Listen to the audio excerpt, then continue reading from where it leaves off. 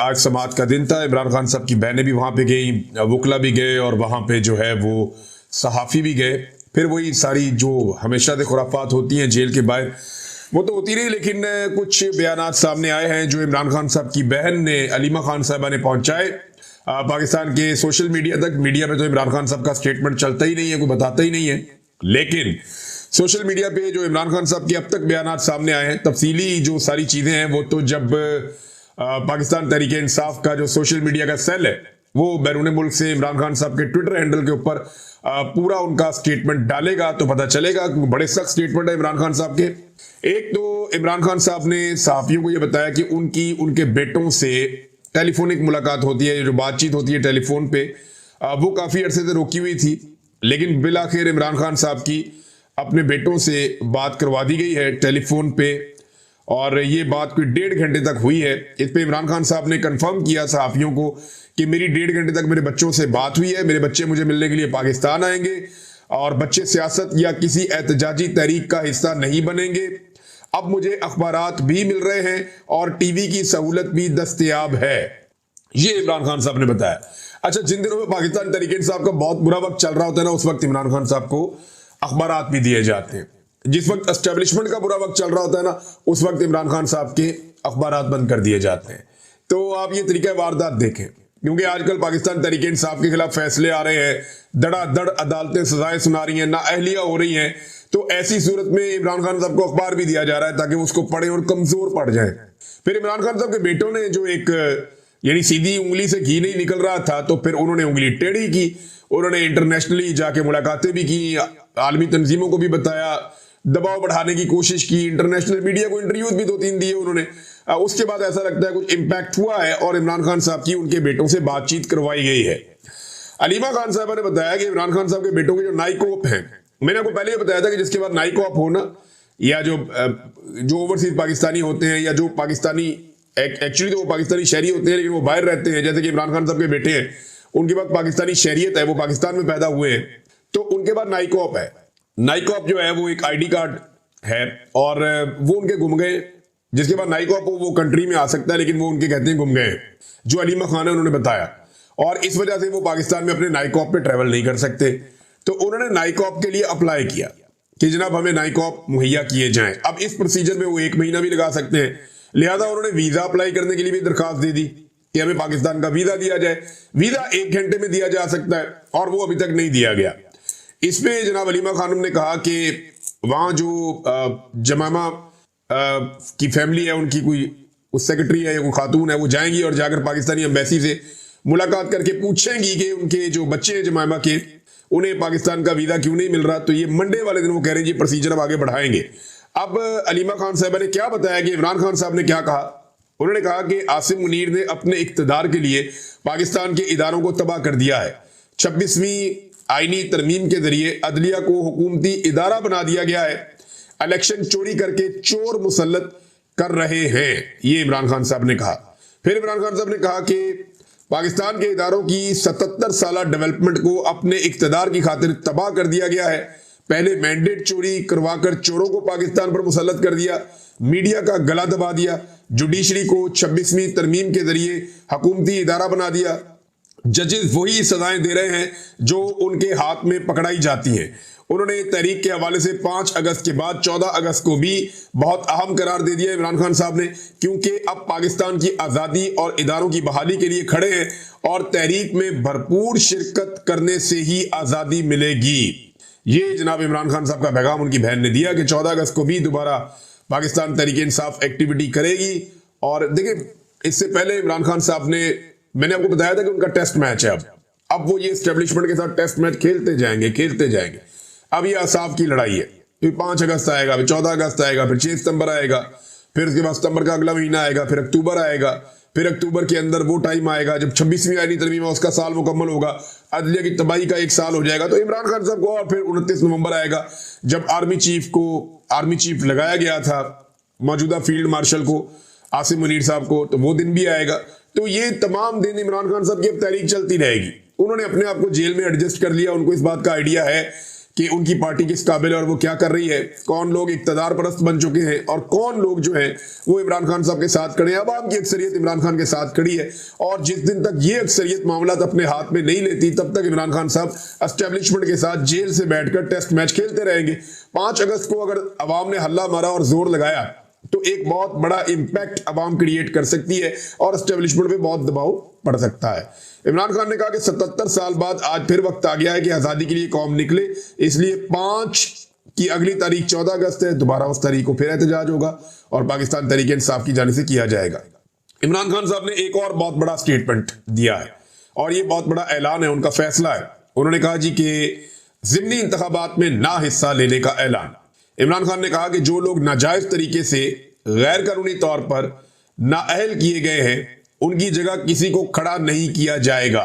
इन लोगों ने पीटीआई पर एतमाद करके टिकट लेकर इलेक्शन लड़ा था। हम नाजायज तरीके से छीनी गई नशिस्तों पर ज़िमनी इंतखाबात में उम्मीदवार खड़े नहीं करेंगे। ये जनाब इमरान खान साहब ने कैटेगोरिकली कह दिया। अब ये जो दिहाड़ीबाज बैठे हुए थे ना दिहाड़ियां लगाने के लिए कि हम जाली फॉर्म 47 जारी करेंगे, हम कोई दिहाड़ी नहीं लगनी। अब जिसको पीएमएलएन ने टिकट देना है उसने चाहे 10,000 वोट लेना है वो बन जाएगा एमपी एमएलए। मौजें लग गई, 5-10 हजार वोट भी बहुत है। अब ज्यादा वोट ही नहीं लेने पड़ेंगे क्योंकि इमरान खान साहब ने तो बाइकआउट कर दिया। वो तो ये कह रहे हैं कि ज़िमनी इंतखाबात हम लड़ेंगे ही नहीं।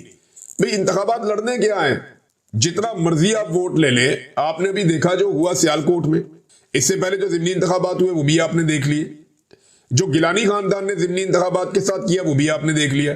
भाई जिन लोगों को 20-25 हजार वोट नहीं पड़ रहा है 1 लाख के मुकाबले में, वो इलेक्शन जीत जाते हैं। जाली फॉर्म 47 तो पहले जारी किए जाते थे, अब जाली फॉर्म 45 भी जारी कर दिए जाते हैं। ऐसी 2 नंबरी पाकिस्तान में की जा रही है कि इससे पहले हमने कभी देखी नहीं थी। तो इमरान खान साहब ने कहा दफा करें फिर, अगर तुम्हें ऐसा जुल्म करना है और ये सीटें ऐसे हमसे छीननी है तो हम ज़िमनी इंतखाबात में हिस्सा ही नहीं लेते। अब ये उन्होंने फैसला किया है, सोच समझ के उन्होंने फैसला किया होगा। और इलेक्शन का बाइकआउट करना या ज़िमनी इलेक्शन का बाइकआउट करना ये कोई छोटी बात नहीं होती है, बड़ी बात होती है। लेकिन एस्टेब्लिशमेंट इमरान खान साहब को बार बार हरा कर ये साबित करना चाहती है कि शायद उनकी मकबूलियत कम हो रही है। तो इमरान खान साहब इसका बाइकआउट करके एस्टेब्लिशमेंट का ये हथकंडा भी छीन लेंगे। और जिन लोगों ने दिहाड़ियां लगानी थी, जैसा कि जावेद लतीफ साहब ने बताया कि एजेंसियों के लोगों ने पैसा पकड़ा और फॉर्म 47 उन्हें दिए जिनसे पैसा पकड़ा गया। जावेद लतीफ साहब ने ये इल्जाम लगाया था, पीएमएलएन के नवाज शरीफ साहब के करीबी साथी है। अब मामला ये है कि दिहाड़ी कैसे लगाएंगे, मद्दे मुकाबले नहीं है। जब इमरान खान साहब ने उम्मीदवारी खड़ा नहीं करना तो फिर आप दिहाड़ी कैसे लगा सकते हैं? वो दिहाड़ी अब लगनी नहीं है। लोगों ने बड़े बड़े पैसे बनाए, बड़े लोग अरबपति हो गए इस सारे गोरख धंधे में जो पाकिस्तान के साथ किया गया गुज़िश्ता 3 साल में। तो इमरान खान ने कहा कि जनाब नाजायज तरीके से ये आए हुए हैं तो नाजायज तरीके से छीनी गई नशिस्तों पर ज़िमनी इंतखाबात में उम्मीदवार खड़े नहीं करेंगे। ये इमरान खान साहब का फैसला है। और आसिम मुनीर ने अपने इक़्तिदार के लिए सारे इदारों को तबाह कर दिया, मैंडेट चोरी करवाया और उसके बाद मीडिया का गला दबा दिया। ये भी इमरान खान साहब ने कहा। फिर इमरान खान साहब ने अली अमीन गंडापुर साहब के लिए एक पैगाम भेजा। इमरान खान ने गंडापुर को कहा कि खैबर पख्तूनख्वा में जो ऑपरेशन हो रहा है वो नहीं होना चाहिए, फौज को अपने लोगों के सामने खड़ा ना किया जाए। इसके अलावा एक और सख्त पैगाम है जो फिर सहाफियों ने रिपोर्ट किया जेल से। वो बता रहे हैं अडियाला जेल के बाहर से कि अली अमीन गंडापुर अगर ऑपरेशन नहीं रुकवा सकता तो इस्तीफा दे दे। ये बहुत बड़ी खबर है और बड़ी सख्त खबर है कि अली अमीन गंडापुर अगर खैबर पख्तूनख्वा में ऑपरेशन नहीं रुकवा सकता तो इस्तीफा दे दे। अब गंडापुर की पोजीशन बड़ी अजीब है। उन्होंने एक दिन सख्त बयान दे दिया और बड़ा सख्त बयान दे दिया, लेकिन उसके बाद उन्हें अपने उस बयान से पीछे हटना पड़ा। हमने देखा उनका दूसरा स्टेटमेंट बिल्कुल नरम था। जब उनसे एस्टेब्लिशमेंट के लोगों ने उनसे राब्ता किया तो उसके बाद उनका स्टेटमेंट बहुत नरम हो गया। लेकिन जो उनका सख्त स्टेटमेंट था वो उठा के इंडिया ने फैटफ में जमा करवा दिया। और अली अमीन गंडापुर साहब ने बजाय कि उसके ऊपर वजाहत करते, उन्होंने ये कहा कि मेरे बयान को सियाक व सबाक से हटाया गया और इंडिया के ऊपर अटैक कर दिया। और अली अमीन गंडापुर जो इमरान खान को नहीं छुड़ा पा रहे पिछले 1.5 साल से, वो इक्तदार में है, इसके बावजूद नहीं छुड़वा पा रहे। 2 साल से इमरान खान साहब अंदर है, गंडापुर इमरान खान को नहीं छुड़वा पा रहे, लेकिन वो कह रहे हैं जी मैं कश्मीर को आजाद करवाऊंगा अब। और उसके लिए उन्होंने कहा जी हम पख्तून जाएंगे और जाकर कश्मीर को आजाद करवा लेंगे। पहले इमरान खान साहब को आजाद करवा ले पाकिस्तान की एस्टेब्लिशमेंट से, बाकी काम आप बाद में कर लीजिएगा। लेकिन अली अमीन गंडापुर साहब को इमरान खान साहब ने कहा कि अगर ऑपरेशन नहीं रुकवा सकता तो इस्तीफा दे दे। ये बड़ा सख्त स्टेटमेंट है इमरान खान साहब का। अब गंडापुर साहब को सोचना पड़ेगा करना क्या है। इसमें एक और भी नादरीन चीज रिपोर्ट हो रही है और वो ड्रोन हमला रिपोर्ट हुआ है लकी मरवत में। अब मुतजाद इतलात आ रही हैं मैंने राब्ता करने की कोशिश की है, चंद सहाफियों से मेरी बात हुई जो लकी मरवत में हैं, उन तक मेरी अभी एक्सेस नहीं है। तो टेलीफोन का भी मसला है, लोग डिस्प्लेस भी हुए हैं, जगह छोड़ी हुई है, अपने घरों से भी लोग नकल मकानी कर गए हैं बहुत सारे। तो ये जो ड्रोन हमला हुआ लकी मरवत में, ये 2 ड्रोन हमले रिपोर्ट हो रहे हैं। कुछ लोग कह रहे हैं 2 ड्रोन हमले हुए। एक शख्स ने मुझे बताया कि 1 ड्रोन हमला हुआ और 1 मार्टर गोला जो है वो फटा है। अब कंफर्म क्या है ये पता नहीं चल रहा, लेकिन 5 से 7 बच्चों की शहादत की इत्तला आ रही है। ये छोटे मासूम बच्चे हैं जो शहीद हुए हैं और 12 के करीब बच्चे और शहरी जो हैं वो इसमें जख्मी हुए हैं। ये इंतहाई अफसोसनाक वाकया है और सोशल मीडिया पे एक FIR भी गर्दिश कर रही है, जिसके बारे में पाकिस्तान तहरीक इंसाफ के लोग ये क्लेम कर रहे हैं। आमना भुट्टा साहिबा और 1-2 और लोग हैं, इमरान लालिका साहब है, उन्होंने भी और कुछ और लोगों ने ये FIR जो है वो सोशल मीडिया पे लगाई और ये क्लेम किया कि ये ड्रोन हमले के खिलाफ। मैं तो वो पढ़ नहीं पा रहा, बहुत ही बारीक लिखा हुआ है, समझ नहीं आ रही, लेकिन मैं कंफर्मेशन ले लूंगा, नेक्स्ट वीलॉग में आपको बताऊंगा। लेकिन ये दावा किया जा रहा है कि ये खैबर पख्तूनख्वा की हुकूमत की जानिब से लकी मरवत में ड्रोन हमले के खिलाफ ये FIR दर्ज की गई है। और अगर ये FIR दर्ज की गई है तो ये अपनी नौयत की पाकिस्तान में पहली FIR होगी जो ड्रोन हमले के बाद दर्ज की गई होगी, क्योंकि इससे पहले कभी भी ड्रोन हमले पे FIR नहीं हुई। और ये बच्चे मासूम अगर आप देखें छोटे, तो ये किस तरह शहीद हो जाते हैं। यानी ये बच्चे तो दहशतगर्द नहीं है, इन्होंने तो कभी दहशतगर्दी की भी नहीं, ना इनका दहशतगर्दी से कोई ताल्लुक है, ना ये कोई दहशतगर्दी से इनका लेना देना है। तो ये बच्चे कैसे शहीद हो जाते हैं ड्रोन हमलों के अंदर, मार्टर गोले बच्चों पे जाकर कैसे फट जाते हैं। ये बार बार इस तरह के इंसिडेंट हो रहे हैं और इस तरह के वाकयात से नफरत बढ़ती है।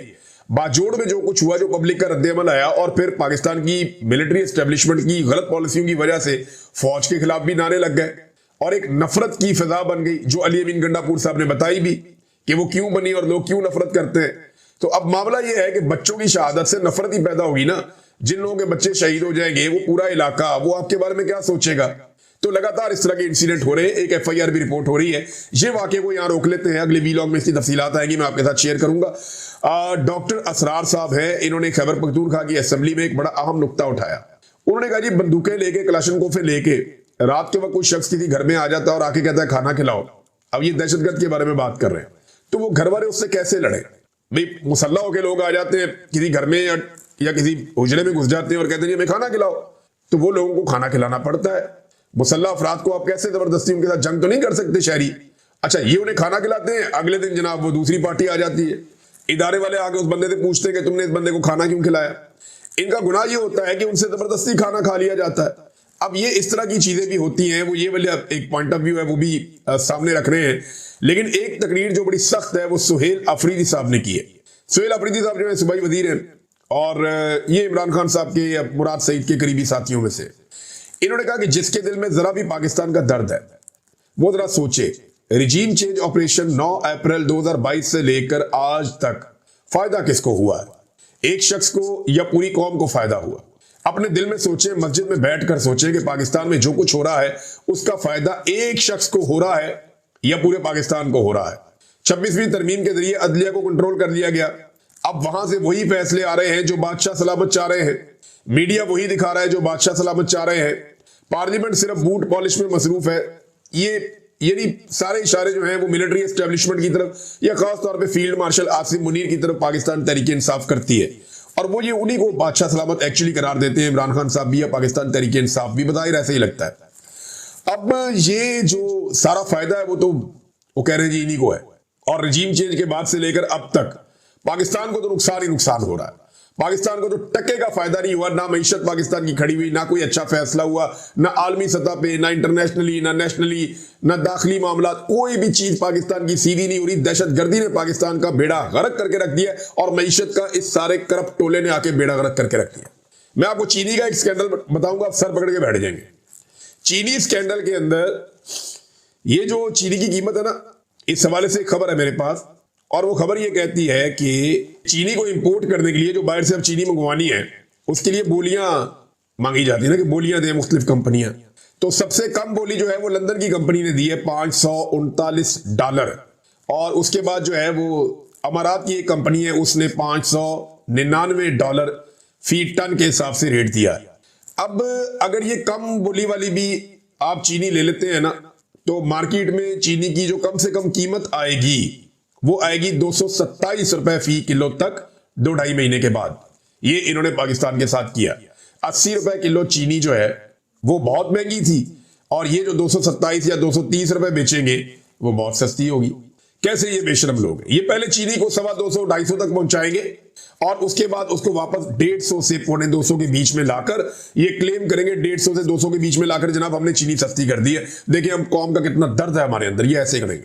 क्योंकि उस वक्त जो पाकिस्तान के अंदर चीनी है वो आ जाएगी, किसान को ये अच्छी तरह निचोड़ेंगे, क्योंकि चीनी उस वक्त पाकिस्तान में पहुंच रही है जिस वक्त किसान का गन्ना तैयार हो रहा है और उस बुनियाद पे ये किसान से गन्ना सस्ते दामों खरीदेंगे, ब्लैकमेल करेंगे उसको, किसान से उसका गन्ना छीन कर ये सस्ते दामों में चीनी बनाएंगे, उस पर फिर मुनाफा कमाएंगे। ये एक्सपोर्ट करने वाले भी मुजरिम है, इंपोर्ट करने वाले भी मुजरिम है। और आज कौम की जेब के ऊपर जो डाका मारा जा रहा है इमरान खान साहब के दौर के बाद से लेकर अब तक, वो लगभग 125 से 150 रुपए के बीच में, और 170 रुपए लीटर। तो वो जो खाने का तेल आप इस्तेमाल करते हैं उसके अंदर भी डाका मारा जा रहा है। तो नाज़रीन ये है सूरत हाल। मारंग बलोच साहबा को अदालत में पेश किया गया और मारंग बलोच साहबा के मैं विजुअल देख रहा था। जब वो अदालत में आई तो बड़ी बहादुरी के साथ वो डट कर खड़ी है और उनकी बॉडी लैंग्वेज बहुत पॉजिटिव है, एक अग्रेशन है उनके अंदर, लेकिन वो रियासत के सामने झुकने को तैयार नहीं है। बड़ी मजबूत खातून है और उन्हें सलाम पेश करने को दिल करता है। उसकी वजह यह है कि वो अपने लोगों के हक के लिए आवाज उठा रही है। देखिए बहुत सारी खराबियां हैं, बहुत सारी दहशतगर्दी है, बहुत सारे ऐसे ग्रुप हैं जिनके सामने रियासत सरेंडर नहीं कर सकती, लेकिन जबरी गुमशुदगियां कोई इलाज नहीं है। किसी को जबरी तौर पे लापता कर देना ये कोई समझदारी वाला काम नहीं है। आपने अगर किसी को गिरफ्तार किया है तो कानून के मुताबिक उसको अदालत के सामने पेश करें और अदालत के जरिए से आप उसको सजा दिलाएं ताकि आइंदा के लिए एक मिसाल बने। लेकिन जबरी तौर पे जब आप किसी को गुमशुदा करते हैं तो आप एक की बजाय 10 मजीद अपने मुखालिफिन पैदा करते हैं और रियासत की इस गलत पॉलिसी ने पूरे बलूचिस्तान में आग लगा रखी है। इस वक्त जो है मारंग बलोच साहबा एक मुजामत का इस्तारा बनी हुई है। उन्होंने कहा आप अपनी जदोजहद के जरिए अपने इस मुल्क के कानून और अदालतों को दुनिया के सामने बेनकाब कर रहे हैं। यहां कोई अदालत नहीं है, यहां कोई कानून नहीं है। ये कानून और अदालतें इसलिए बनाई गई हैं ताकि बलोचों की नस्लकुशी की जा सके और इनके वसाइल लूटे जा सके। 15 दिन का मजीद रिमांड दे दिया है जज ने। हालांकि मारंग बलोच ये बता रही थी कि हमारा बार बार रिमांड दिया जाता है, हमसे तो तफ्तीशी आके मिला ही नहीं। भाई रिमांड देने का मतलब यह है कि तफ्तीशी आएगा, आकर तफ्तीश करेगा, बात करेगा, पूछेगा कि ये चीज चाहिए, वो चीज चाहिए, ये क्यों कहा, वो क्यों हुआ। तो तफ्तीशी तो आए नहीं। जज के सामने सारे हकायक रखने के बावजूद जज साहब ने कहा जी आपने जो कहना था कह लिया। वो बता रही है बेचारी के यार हमसे कोई बात ही नहीं करता, आके हमारी तफ्तीशी नहीं होती, हमारा रिमांड आप किस लिए दे देते हैं। जज ने पकड़ के फिर रिमांड दे दिया। अब ये तो बेचारे जज मजबूर हैं और इसी पे मारंग बलोच ने कहा कि यहां कोई कानून नहीं है, कोई अदालतें नहीं है, ये सब कुछ जो है वो इसीलिए किया जा रहा है ताकि बलोचों की नस्लकुशी की जा सके। पूरी कौम को जो है वो दीवार के साथ लगाया। और इरफान सिद्दीकी जैसे लोग, मुझे हैरत हो रही है, बड़ी तकलीफ हुई उनका स्टेटमेंट पढ़ के कि तहरीके तहफ़्फ़ुज़ आईन पाकिस्तान की APC के एलामिये पर BLA तो दहशतगर्द हैं। ये तो वो लोग हैं जो ऑल पार्टीज कॉन्फ्रेंस के अंदर गए, बलोचों के रहनुमा, कुछ लोगों को जाने का उन्होंने बुलवाया था और बुला के उन्हें मौका दिया कि वो बलूचिस्तान के बारे में बात करें। इरफान सिद्दीकी साहब ये तो वो लोग हैं जिनके साथ नवाज शरीफ साहब भी हमदर्दी करते रहे अपोजिशन में। ये वो लोग हैं जिनके कैंप में मरियम नवाज भी जाकर बैठती रही अपोजिशन में। ये वो लोग हैं जिनके लिए बिलावल भी आवाज उठाता रहा और सारे जब अपोजिशन में होते हैं तो इनके लिए आवाज उठाते हैं। ये वो लोग हैं जिनको जबरी तौर पे लापता किया जा रहा है। ये वो लोग हैं जिन्हें अदालतों में पेश नहीं किया जाता। ये वो लोग हैं जिनकी माओ बहनों और बेटियों की इज्जत नहीं की जाती, उन्हें गिरफ्तार कर लिया जाता है, उन्हें तकलीफ दी जाती है। ये वो लोग हैं। आप इन्हें BLA कैसे कह सकते हैं, दहशतगर्द कैसे कह सकते हैं? अगर आप इसमें तमीज नहीं कर सकते कि दहशतगर्द कौन है और जमहूरियत पसंद कौन है और इंसानी हकूक के लिए आवाज उठाने वाला कौन है, तो फिर आपकी दानिशवरी कहां गई? माजी में आप इन लोगों के साथ खड़े थे और आज आपको ये लोग दहशतगर्द लगते हैं। ये इंतहाई अफसोसनाक सूरत हाल है कि एक शख्स का जो कलम है वो सिर्फ सियासतदानों के इक्तदार की शलवार में नारे डालने की काम आएगा और कोई काम नहीं करेगा।